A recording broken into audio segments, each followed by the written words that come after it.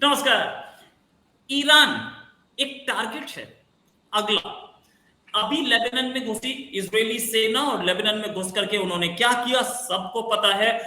Hezbollah लगभग अपनी power खोता दिख रहा है। मतलब अब हिजबुल्ला की वो पावर नहीं रह गई कि वो कभी कहीं इजराइल या अमेरिका पे हमला कर पाए। ईरान इस जो कि हिजबुल्ला को पीछे से सपोर्ट कर रहा था। खैर अगर आप देखें तो युद्ध शुरू कहां से हुआ? युद्ध तो हमास से शुरू हुआ था। अब तो हमास को कोई पूछ ही नहीं रहा है। अब ये चला गया हिजबुल्ला पे, हूथी रेबल्स पे, अब चला गया ईरान पे। क्यों? क्योंकि ये लार्जर टारगेट था। लेबनान का भी टारगेट ही नहीं था, लेबनान पे भी टारगेट आ गया, लेबनान के भी खिलाफ काम शुरू हो गया, लेबनान के अंदर भी आर्मी घुस गई। लेकिन अगला टारगेट ईरान है, जिसकी अंदर घुस के दो सपने पूरे करने। दो सपने कौन से? एक तो अमेरिका का पुराना सपना जो अरब स्प्रिंग्स में उसने पहले इजिप्ट, लिबिया, फिर उसके बाद इस साइड आए तो सद्दाम हुसैन, और अब बचा ईरान। अपनी एंटी गवर्नमेंट्स उसने चेंज करनी शुरू की, और ये वो गवर्नमेंट जो कई सालों से बैठी है।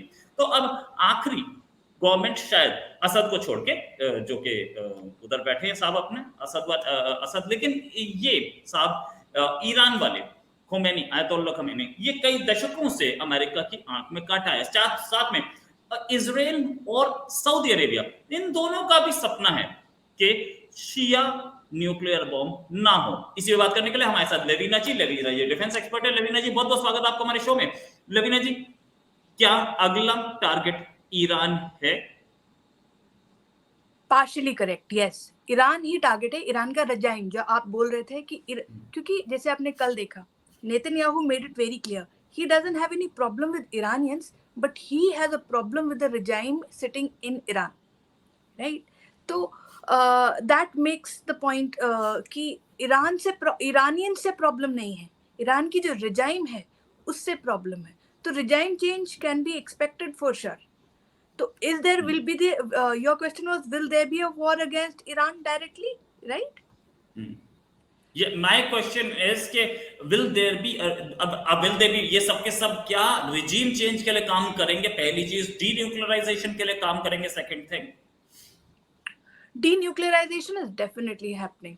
क्योंकि ईरान आप देखो ना, आप वो जुगाड़, वो डिफेंस, रशिया की आज रशिया यूक्रेन वॉर में देखो, शाहिद ड्रोन 2023 में पहली बार, सॉरी 2024 में पहली बार हर रोज शाहिद ड्रोन रशिया ने उड़ाया है। शाहिद ड्रोन 136 किसको बिलोंग करता है? ईरान को बिलोंग करता है। अब चाइना ने भी उसका डुप्लीकेट निकाला है, राइट? तो इतने इफेक्टिव जुगाड़ से वो लोग काम चला रहे हैं।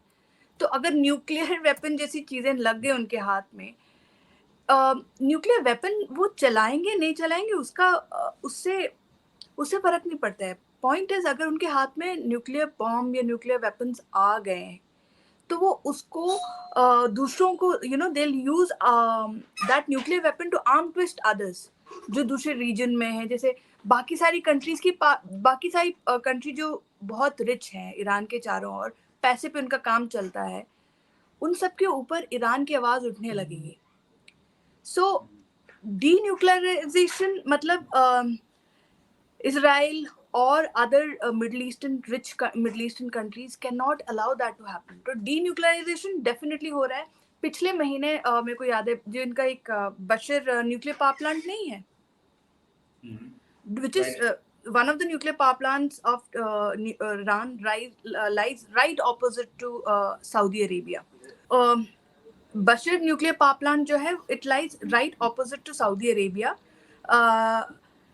वो पावर प्लांट कैन उसके आसपास मैंने नहीं, this had come on flight radar and this was picked up by OSINT IDs कि अमेरिका की जो इलेक्ट्रॉनिक वॉरफेयर एयरक्राफ्ट्स हैं वो रेगुलरली उसके आसपास चक्कर चला रही थी। और उसी टाइम पे वो स्टेटमेंट भी आया था कि ईरान जो है अब it is getting closer and closer to creating a nuclear weapon.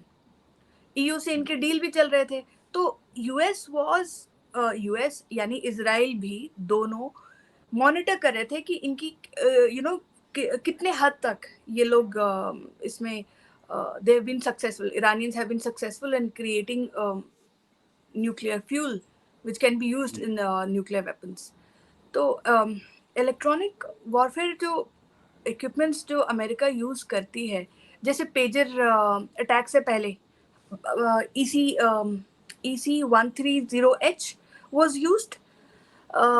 वो बेरट के आसपास चक्कर लगा रही थी, and it is a rare, only 7 EC-130H remain, right? और उसको रख के उन लोगों ने पिकअप किया था कि कहाँ कहाँ क्या क्या पेजेस एक्टिव हैं और whatever they were doing. You know, we do not know to what extent these electronic warfare equipments, aircrafts can penetrate, but they are being used. So they are being used to monitor Iranian proxies, Iranian nuclear power plants also. Right अच्छा, एक चीज और कि ये पूरा का पूरा देख के आपको लग रहा है क्या ईरान के ऊपर हमला हो सकता है?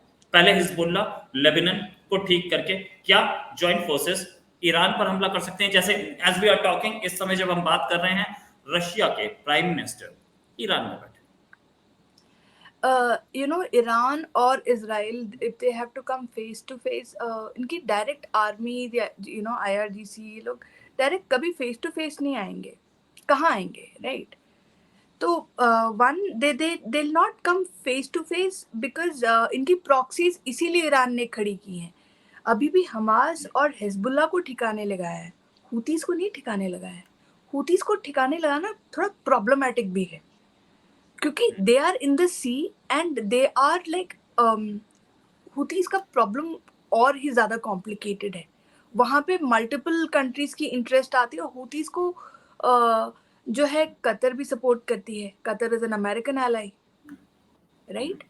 वहाँ पे प्रॉब्लम आती है। इनफैक्ट हमास और हिजबुल्ला को भी करती थी, लेकिन हुतीस को अगर इन्होंने छोड़ दिया तो वो ट्रेड चोक पॉइंट इनके हाथ से निकल जाएगा कतर। सो हुतीस को ये लोग ज़्यादा हाथ नहीं लगाएंगे। और तो my point is कि one or the other way, Iran will, as much as possible, will use Iranian proxies against Israel. They will avoid a direct confrontation. क्यों? क्योंकि उनको पता है कि वो लोग ज़्यादा टिक नहीं पाएंगे। Though I would not give up, like मैं उनको कभी underestimate इसलिए नहीं करूँगी क्योंकि they have the will to fight. चाहे कितने भी खराब इक्विपमेंट हो, चाहे कुछ भी हो, Iranians have the will to fight.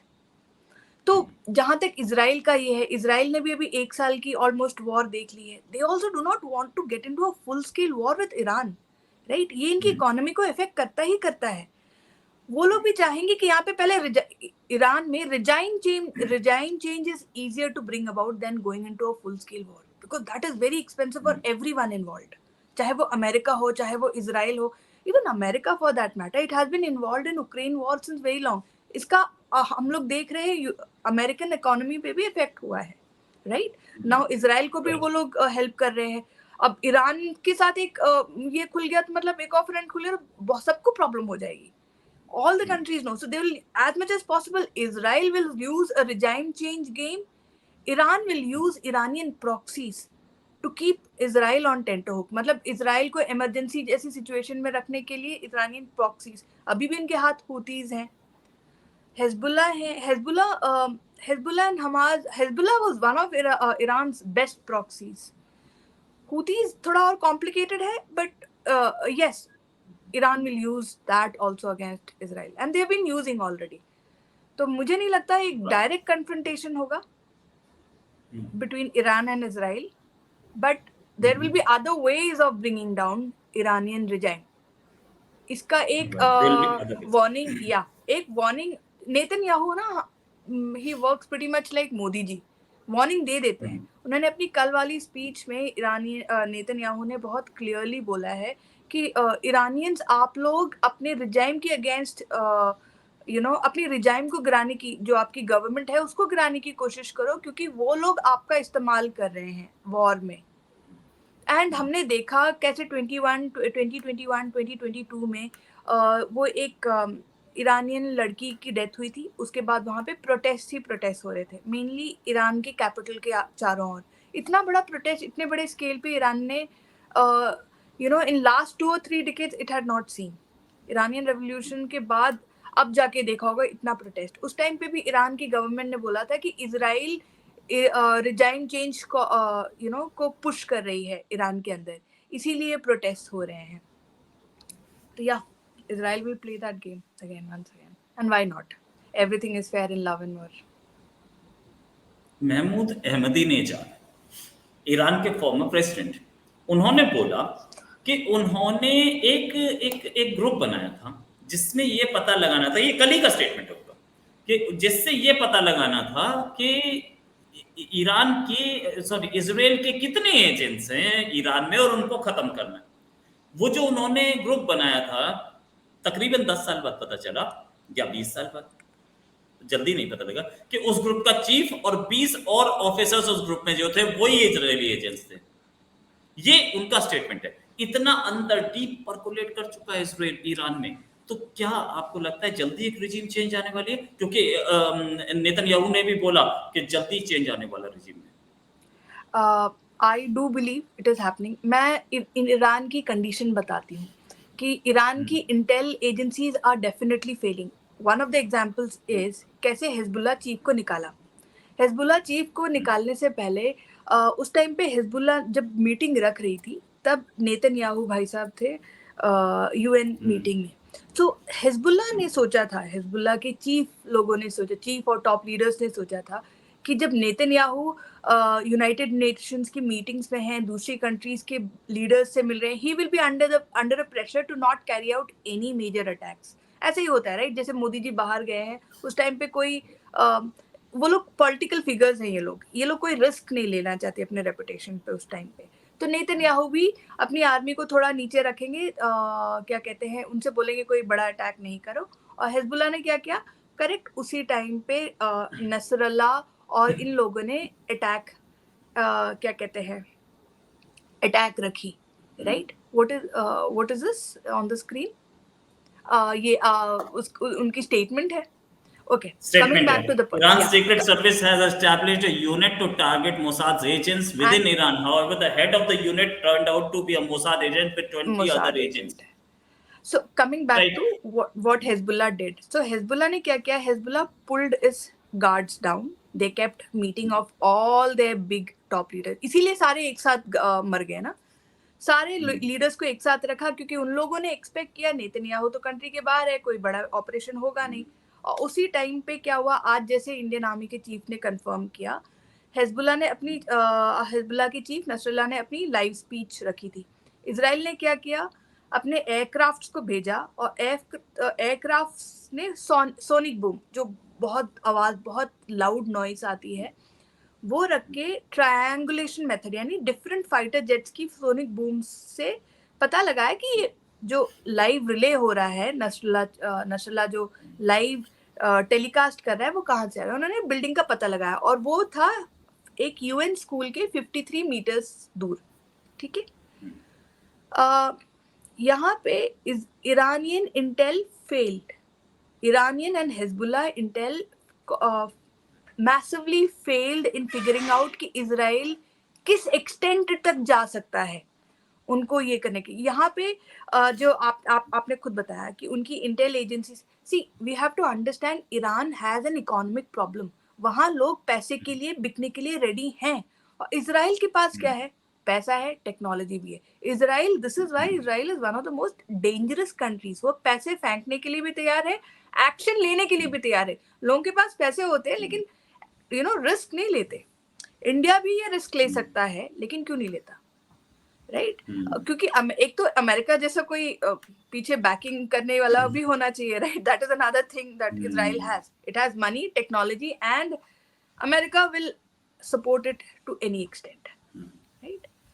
तो ईरान का जो हाल है, ईरान की जो इंटेल एजेंसी है वहां पे प्रॉब्लम है डिफरेंट लेवल पे। ये लोग ईरान का वो जो न्यूक्लियर साइंटिस्ट को मारा था, उसको कैसे मारा था? They knew each and every detail of that nuclear scientist, जो जिसको 2 साल पहले उन्होंने मारा है, उसकी हर डिटेल का पता था इनको कि वो कहाँ जाएगा, कब जाएगा, कैसे जाएगा। तो इवन दो उसके बॉडीगार्ड्स उसके क्या कहते हैं लॉयल होंगे, लेकिन ईरानियन इंटेल एजेंसी के अंदर बहुत सारे लोग हैं। इसके अलावा जब ईरानी न्यूक्लियर पावर प्लांट में जो ब्लास्ट हुआ था, कहते हैं इतना ऊपर उड़ा था कि दूर से दिखाई दिया था वो ब्लास्ट। ईरानी न्यूक्लियर पावर प्लांट में जो ब्लास्ट हुआ था, कैसे वो लोग अंदर जाके, उन लोगों ने बॉम्ब लगाया, मोसाद के एजेंट्स ने ही अंदर जाके बॉम्ब लगाया। वो किसी को तो पैसे दिए होंगे वो करने के लिए, और लोगों ने वो किया भी, right? So Israel is very capable of carrying out most unimaginable kind of operation, क्योंकि उनमें गट्स है, अमेरिका की बैकिंग है और पैसे भी है, टेक्नोलॉजी भी है। राइट, टेक्नोलॉजी भी है, सब yes, right, dangerous country and also जिसे बोलते हैं हिम्मत वाला कंट्री, जिसे बोलते हैं courageous country, only they can do it. Courageous, pager attack, courage वो यहीं से आता है कि चाहे कुछ भी हो जाए, अमेरिका उनको पीछे गिरने नहीं देगी, राइट? वो यूएन में सैंक्शंस चाहे, हाँ, या अनलिमिटेड यूएस सैंक्शन, क्योंकि सबसे पावरफुल कंट्री कौन है वर्ल्ड की? We have to agree, it has to be, it is America, right? अगर उनकी बैकिंग मिल रही है, उनसे फंडिंग मिल रही है, उनसे इक्विपमेंट्स मिल रहे हैं, तो क्यों नहीं? राइट, आई मीन, और वो भी still hats off to Israelis, huh? Still hats off to Israelis. I'm not trivializing their efforts. I'm not looking down upon their efforts. मैं कह रही हूँ वो हिम्मत के 2-3 स्टेजेस हैं, उनमें से एक उनकी अपनी काबिलियत डेफिनेटली है। डेफिनेटली पेजर अटैक या एंटेबे रेस्क्यू ऑपरेशन, सब कुछ, ऑपरेशन एंटेबे जैसे बोलते हैं, सब कुछ, सब कुछ सोचने वाली बात है कि सब कुछ without any support, stories, right? Legendary stories, okay, yeah, which will be passed down across generations की। देखो लोगों ने ऐसे, ये पेजर वाला attack will definitely go down in history, right? 2000 people were मतलब injured। ऐसा कोई और कंट्री कर जाए, मुझे उस पर भी शक है, चाहे उसे कितनी सपोर्ट हो। Thanks a lot Lavneesh ji, nice discussion, उम्मीद है जल्दी डिस्कशन और करेंगे। अभी के लिए नमस्कार, धन्यवाद, जय हिंद।